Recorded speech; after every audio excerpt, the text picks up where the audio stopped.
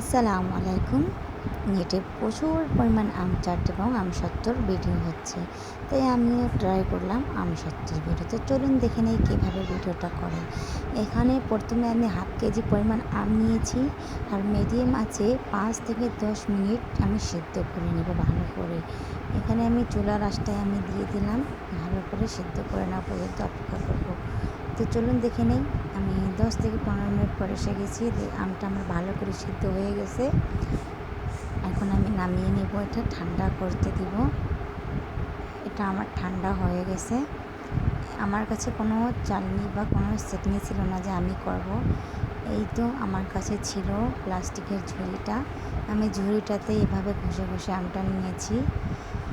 না পারলে এভাবে আমাকে করতে হয়েছে। আমার মেয়ে অনেক আম চাট খাওয়ার ইচ্ছা আমার হাতের, তাই আমি এভাবেই ঘষে ঘষে আম চাটটা বানিয়ে নিলাম।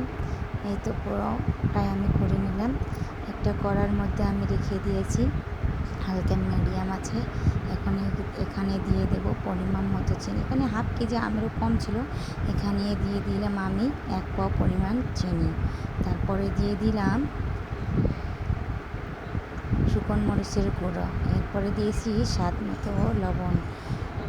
এরপর আমি মিডিয়াম আছে আমি একটু জাল করে নিয়ে এখানে দিয়ে দিলাম জিরে গুঁড়ো।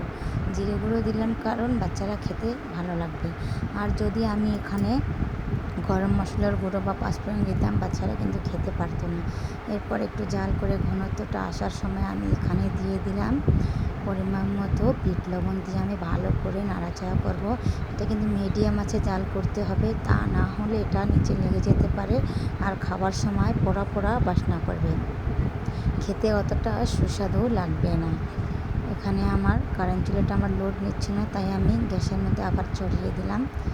এই তো ঘন হয়ে আসছে প্রায়। এখানে এটা কিন্তু অনবরত নাড়তে হবে। এখানে একটি স্টিলের শ্রেণি নিয়ে আমি এখানে তেল দিয়ে দিলাম, হাত দিয়ে মেখে মেখে। যাদের বাসায় ব্রাশ আছে তারা ব্রাশ দিয়ে করে দিবে। আমার কাছে ব্রাশ ছিল না, তাই আমি নিজের হাতে নিজে কাজটা করে নিলাম। এরপরে আমি এখানে দেখবো এখন আমার আমের সত্যটা কেমন হয়েছে।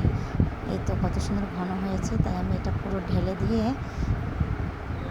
এখন ঝাঁকে দিয়ে দিয়ে আমি এটা সেট করে নেব। কত সুন্দর লাগতেছে, এখনই মনে হচ্ছে কেউ হয়ে গেছে। এটা যত তাড়াতাড়ি সম্ভব গরমে গরমে এটা সেট করে নিতে হবে, না হলে এটা ঢিকা ঢিকা হয়ে যেতে পারে। এই তো আমি ঢেলে দিলাম আমের মিশ্রণগুলো। এখানে দেখুন কত সুন্দর করে হচ্ছে। এদিকে হচ্ছিল না, তাই আমি ছুরি দিয়ে এভাবে মেলে মেলে দিচ্ছিলাম। আমারটা অনেক পাতলা হয়েছিল, প্রথমবার বানাইছিলাম তো নার্ভাস ছিলাম যে হবে হবে না হবে আপনার। আলহামদুলিল্লাহ হয়ে গেছে, কোনো ভুল হয়নি, কিন্তু একটু আমারটা নরম ছিল।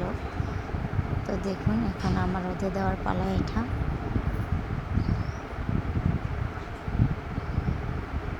ফিরে যাচ্ছি 2 দিন পর। 2 দিন পরে দেখুন আমার আম চাটটা।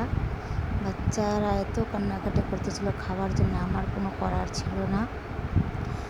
এই দেখুন ও উঠতেছে। আমার মাঝখানে একটু পরিমাণ কাঁচা ছিল, কিন্তু সাইডগুলো আমার হয়ে গেছে। বাচ্চাদের কান্নাকাটির জন্য আমাকে তাড়াতাড়ি এটা করতে হয়েছে। ওরা এত পরিমাণ কান্নাকাটি করতেছিল এটা খাওয়ার জন্য, বলছিল আমি নাকি ওদেরকে দিবই না দিবো না দিবই না। এই কারণে আমি ওদেরকে এটা দিয়ে দিলাম খাইতে। দেখুন সাইডগুলো আমার কেমন আমি মরাইতেছি, এখন এটা ফেটে ফেটে যাচ্ছিলো। আমার মনটা কিন্তু খুব খারাপ হইতেছিল না। পরে সবাই বলতেছে যে আমাকে উৎসাহ দিচ্ছে যে না ভালো হয়েছে হ্যান ত্যান। এটা দেখুন মোটা হয়েছে, কিন্তু যেগুলো কাঁটতে ছিল ওগুলো অনেকটা পাতলা হয়ে গেছে, আর যেটা মাঝখানে ছিল ওটা অনেকটা সুন্দর হয়েছে। এই যে সবাই খাচ্ছে, বাচ্চারা মজা করে, আমাকেও আনন্দ লাগতেছে না। নিজের হাতে কিছু নতুন জিনিস খিলাইতে অনেকটা নিজেকে আনন্দ লাগে, নিজেকে খুব আনন্দ উৎসাহ লাগে। আমার মেয়ে বলতেছে এখানে সেই স্বাদ। এই তো দেখুন আমি সুন্দর করে কেটে নিয়েছি, আর সবাইকে একটা একটা করে আমি সলভ করে দিলাম। সবাই খেলো, আমার অনেক প্রশংসা করলো যে নতুন জিনিস বানিয়ে খাওয়াইছো।